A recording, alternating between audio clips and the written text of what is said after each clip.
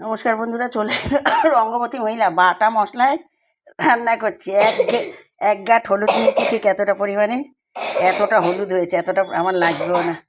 এখানে জিরে আর আদা বেটে নিয়েছি, আর এখানে শিঙি মাছ আছে। একদম সুন্দরভাবে এইভাবেতে রান্না হবে, ঠিক আছে? দেখতে থাকুন, সঙ্গে থাকুন, কিভাবে করব দেখুন। এই যে এখানে আমি কাঁচকলা, ঝিঙে, আলু, পেঁপে, থানকুনি পাতা দিয়ে ঝোলটা ফুটিয়ে নিয়েছি হলুদ নুন দিয়ে, ঠিক আছে? আর একটা কাঁচা লঙ্কা দিয়েছি।